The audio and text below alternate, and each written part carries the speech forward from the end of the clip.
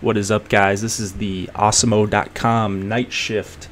I am your host, Jake Hari, talking some MLB for Tuesday. Wow, Tuesday, May 1st. We have a big 14-game slate. I'm just going to go through each game pretty quickly. We have a bunch of studs going today. I just want to talk about Awesemo.com quick. You guys should check out what we have going on at Awesemo.com. Awesemo is, of course, the #1 ranked player in all of the industry. You can get a premium account, and with that, you get access to his rankings, our ownership rankings. We've got a bunch of articles, live streams. We've got a bunch of content coming your way. Some stuff out there for free, but of course, the premium is always better. So it's helped me a lot. It's helped me become a better DFS player. It will help you as well. So let's get into these 14 games really quick. I'll spend more time on some talking points than others. So we got Pittsburgh and Washington, Chad Kuhl and Max Scherzer. We have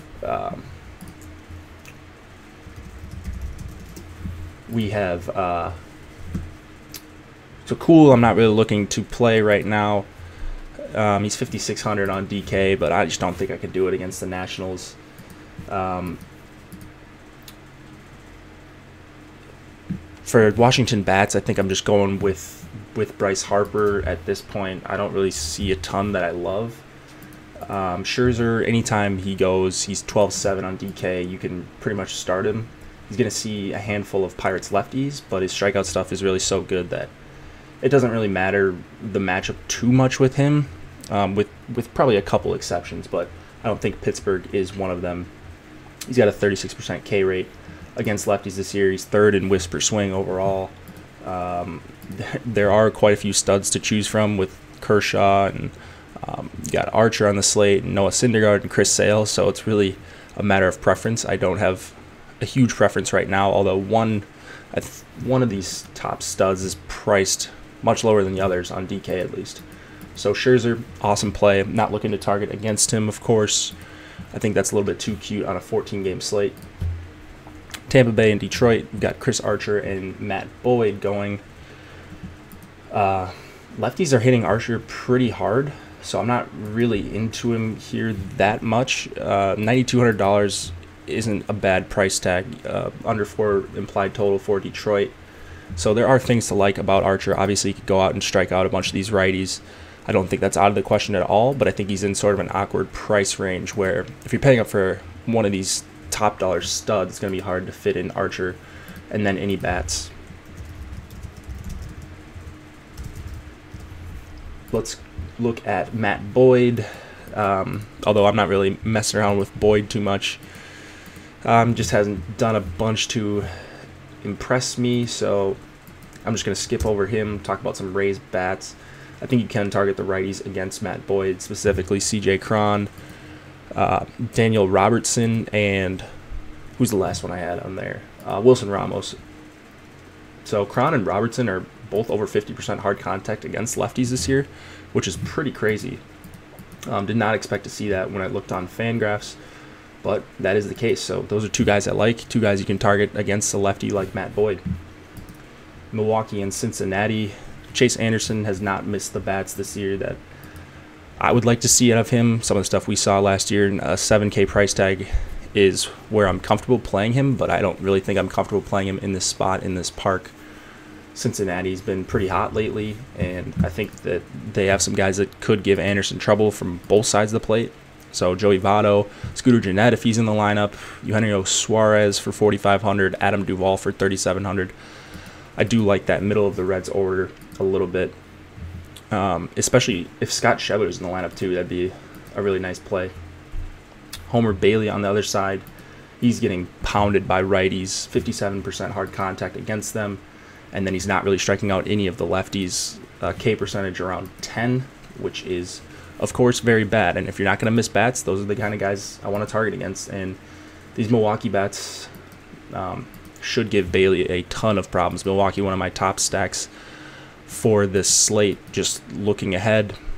but we'll talk more about it on the morning podcast with Josh, and then the live stream. I'll be on the live stream with Chris Tuesday afternoon. So these Milwaukee bats I like. We'll be talking about them all day. Yelich, Braun, Shaw, Domingo Santana, Lorenzo Cain leading off. There's just an abundance of options on the Brewers, and I really like them all against Homer Bailey. It's not going to be sneaky by any means, but definitely a stack that I will be looking at, and I would have exposure to if I was making multiple lineups. Atlanta at the Mets. Noah Syndergaard on the hill.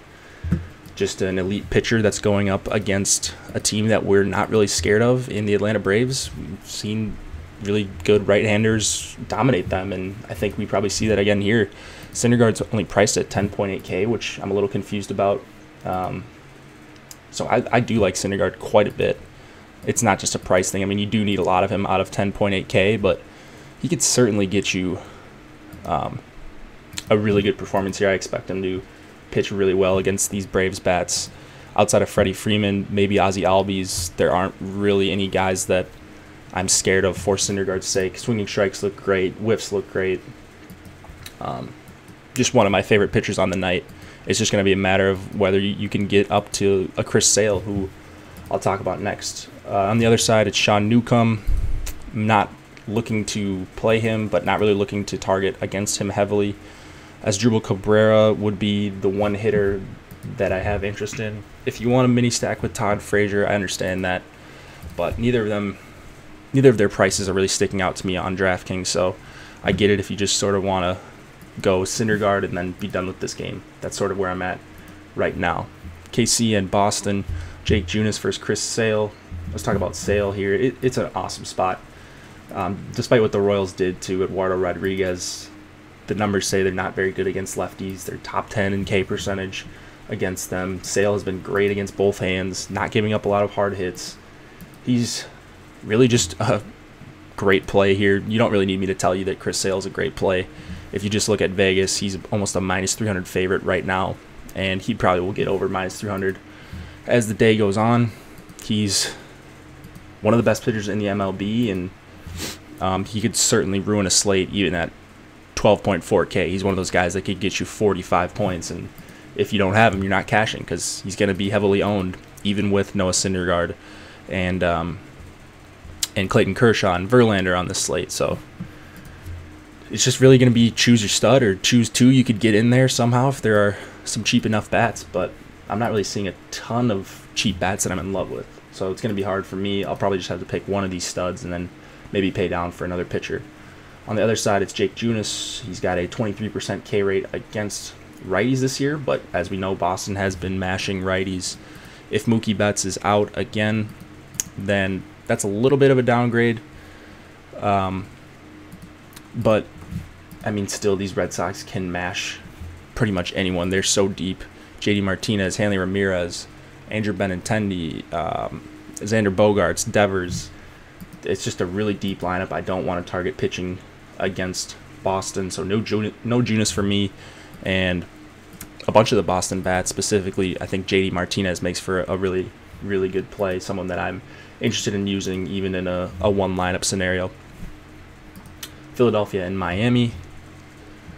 This one, I believe it'll be Zach Eflin, but it also could be Ben Lively. I'm not sure who exactly they're going with, but right now, if it's Eflin, he's a guy we can target against. The problem is, it is the Miami Marlins, and outside of Justin Bour, who's got a questionable tag next to his name on what I'm looking at, back spasms it looks like, we don't really know if he's going to play. So while I'd like to target against Zach Eflin, there aren't really that many bats on Miami that I'm comfortable using. So let's go to the other side. Harlan Garcia, he's 4,900. I think some people might consider him here. He's been okay, but he's got a 36% hard contact, only 10.3% soft contact against righties, which is very concerning for me, especially when you got some of these really good Philadelphia bats in the lineup. Rhys Hoskins, of course, everyone knows that. He'll be popular, but guys like Aaron Alfair and Maikel Franco and Scott Kingery, all these guys are, I think, pretty solid plays. Philadelphia is certainly in play as a stack for me. Colorado and Chicago. This is the game that disappointed on Monday night, but it could be yet another wind game here. There's no total from what I'm looking at right now. I don't really like targeting against John Gray too much, but in Wrigley, if the wind's blowing out, if people are going to be down on the Cubs, then Anthony Rizzo and Kyle Schwarber would be two guys that I am really liking here against Gray. Gray struggles with the lefty power, gives up a lot of hard contact. He is much, much better against righties dating back to last year. So I think I'm going to be tentatively off the Cubs stack as a whole, but Rizzo and Schwarber, two really, really nice bats on this slate and priced well, even though Rizzo's not hitting that well.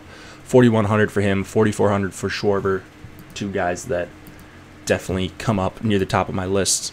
And then Kyle Hendricks, he's just kind of a meh pitcher. Like, he's another one of those guys that I hate targeting against him if I don't have to. And then I don't really like playing him. He's like an average strikeout guy. Pretty good at creating soft contact. Doesn't really have too many blow-up outings. But I think one-offs are fine here.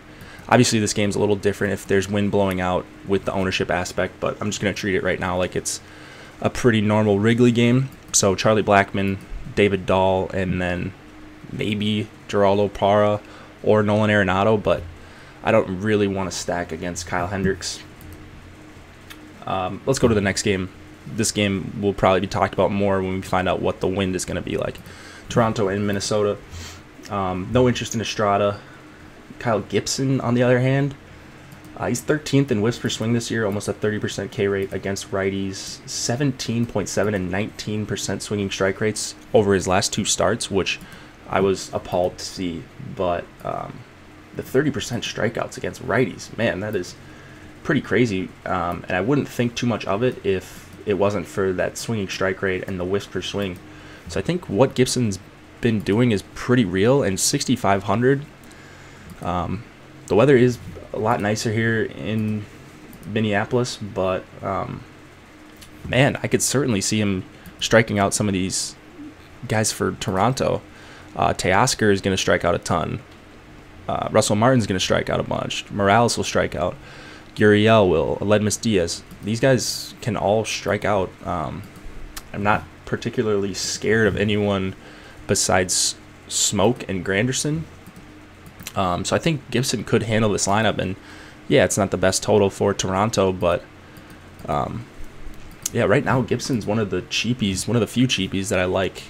So he'll be a guy we'll talk about as the day goes on tomorrow. I'm interested to see where he turns up in Osmo's rankings, and so that's another plug for Osmo's rankings.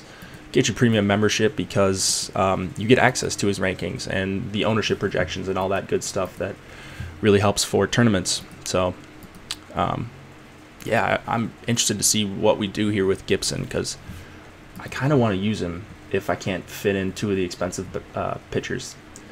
The Twins bats, none of them are really hitting the ball that hard outside of Logan Morrison. I think Max Kepler would be an okay one-off. It is a high run total for Minnesota, but I don't love the full stack as it stands. I hope I change my mind on them, because I think Estrada is a guy that you can target, despite what he did last start. I believe it was against Boston, where everyone stacked against him, and he just kind of got the job done. So Gibson really the most interesting thing in that game for me. So stay tuned on that. Yankees and Astros. Now we're getting into the later games. So it's going to be Jordan Montgomery versus Justin Verlander. Verlander, just another one of these studs. I wish we could save some of these studs for a different slate. It seems like they're all pitching today, all these day one starters. So it is going to be frustrating trying to narrow it down. But Verlander, we saw what Charlie Morton did to the Yankees. Verlander could certainly do the same thing. I don't think he has quite the same strikeout stuff as Morton, but definitely a guy you can target for 11-7. So I'm not really looking to go with any Yankees bats. Montgomery versus the Houston bats. Montgomery, I'm just not going to play a lefty against Houston. I mean, he's 6,100. I do have some respect for him. The run total isn't huge for Houston, but I still think Springer, Altuve, Correa, Yuli Gurriel, those top 4 for Houston all make sense here. So for that reason, I'm out on Jordan Montgomery. Man, I just sounded like I was Mark Cuban on Shark Tank. For that reason, I am out on Jordan Montgomery. But yeah, I do like some of those Houston bats individually, more as one-offs. Yankees pen is pretty solid, so I don't want to, like, even when I don't like the pitcher that's starting for the Yankees, it's tough for me to full stack against them because that pen can just come in and shut it down, even one of the best offenses in the MLB like Houston. Chicago White Sox and the St. Louis Cardinals. We've got James Shields versus Michael Wacha, and no interest really for me in the pitching here. 8K Wacha is a little bit tough for me to do. I'm guessing Josh is going to be on him tomorrow morning, but just not the strikeout stuff that I'd want. And this White Sox lineup is dangerous even against righties. They can still hit for a bunch of power. Let's talk about the more interesting side of it, because really the only Chicago White Sox bat I'm liking is Juan Moncada. Just been on fire. Love using him against the righty. So yeah, it's really Moncada for me. I really like him, and then not in love with much down the White Sox lineup after that. So Shields 11.1% K rate and 5.45 xFIP, 39% hard contact against righties this year. Not that much better against lefties, but the righties, I really like to see those numbers because I want to roll out a Cardinals stack. The bats are the usual suspects. It's Jose Martinez for $3,600, which is an egregious price for him. He's hitting the ball super hard, has been all season, been getting pretty unlucky. Tommy Pham for $4,900, Marcell Ozuna for $3,800, Yadi Molina for $3,900. Prefer him to be against a lefty, so maybe not all in on Yadi Molina, but Dexter Fowler for $3,900. Matt Carpenter leading off for $3,600. Dual position eligibility on DK. You could stack this up so many ways. I even wouldn't leave off Paul DeJong if he's batting 7th for $4,400. No one's going to pay that price for him, but he has big power, and probably is going to be hitting with guys on base unless Shields has some sort of Houdini act. But I think the Cardinals club him here. Not liking the outlook here for James Shields. So Cardinals going to be one of the most popular stacks, but if that Wrigley game is a Wrigley win game, as we talked about, then we're going to see huge ownership on it, and maybe we don't see as much ownership on the Cardinals. So I'm hoping that's the case, because I think the Cardinals definitely a top 2 stack for me right now. Dodgers and the Arizona Diamondbacks. Kershaw, we've been kind of alluding to it. He hasn't really been the old Kershaw that we sort of know and love, and even at under 12K, I don't really think I'm in love with it here.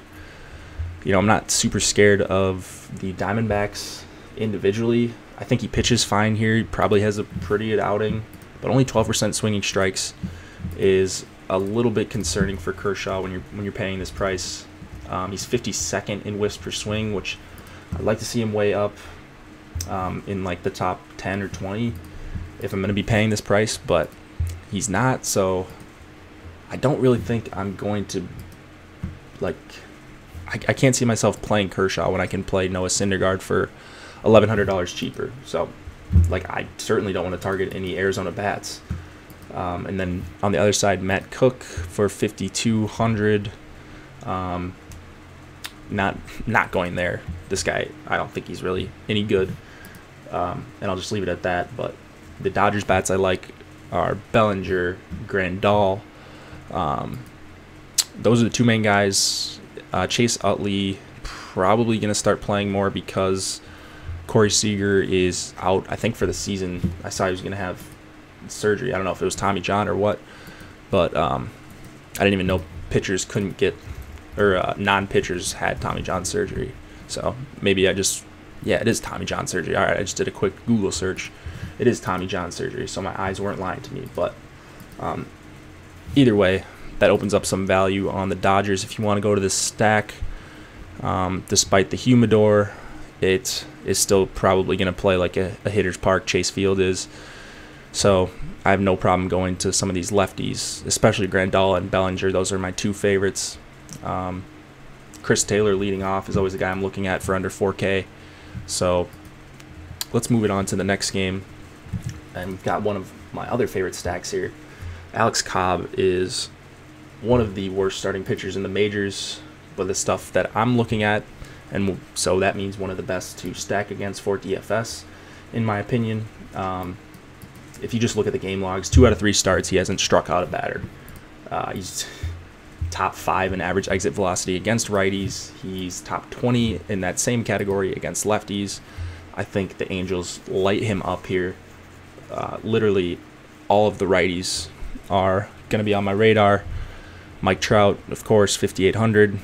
Like, I'll gladly pay that price. It's going to be tough to get up to him with some of these guys, some of these studs, of course. But if you can do it, which I'm going to try to force it in, I'm going to try to get in Upton. I'm going to try to get in Ohtani if he's in the lineup. Ian Kinsler leading off for 3,800. Give me some of that.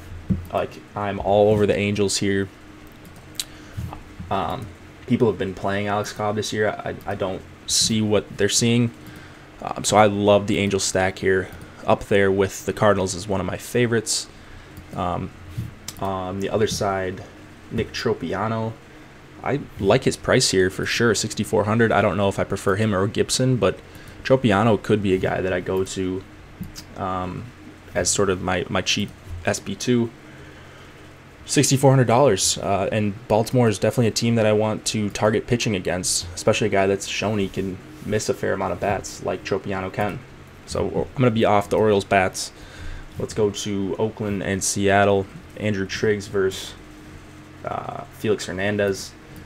Man, I sort of just want to cross this game off for pitching, especially. I think some of the lefty bats on both sides make sense. So Jed Lowry, Matt Olson, Matt Joyce. The problem is they're all spread out for Oakland, and then Cano and Seager hitting 3 and 5 are two guys I like for the Mariners. But I mean, if I had to choose, really the top 2 bats I like here, I should say, are Matt Olson and Jed Lowry. So both Oakland guys, and then Matt Joyce will be popular for 3K leading off. He's always in play, just mashes righties and cannot do a thing against lefties. So you know what you're getting out of Matt Joyce, probably getting 3 at-bats out of him, and then he's going to get pinch hit for. It's usually how the Matt Joyce games go. San Diego and San Francisco, last game of the night on this 14-game slate. And this is one I pretty much just want to cross off, even though it is Tyson Ross. Man, I just don't see any guys on San Fran that I could see myself using. So I can't even recommend anyone on San Francisco's side. If I had to pick one bat in this game, it would be Jose Perella for 3,100, lefty-righty matchup, and he just mashes left-handed pitching. So Perella's a guy I could see getting one out to left field, and I like his price on DK. That'll do it for the 14-game slate. Be sure to tune in tomorrow to the live stream. That'll be at 6 Eastern. As always, I'll be filling in for Josh when we're getting this new schedule down. So it'll be me and Chris Tuesday and Thursday. Josh will be doing Monday, Wednesday, Friday with Chris. Be sure to check out the MLB strategy video, the spotlight hitters, pitchers, and stacks, which will be out tomorrow morning. And we've got a lot of content coming your way, so get your premium membership for even more content and analysis. Good luck on this 14-game slate, and choose your stud pitcher wisely.